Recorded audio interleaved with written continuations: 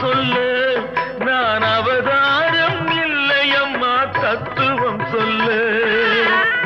ஆதாரம் இல்லையம்மா ஆறுதல் சொல்லு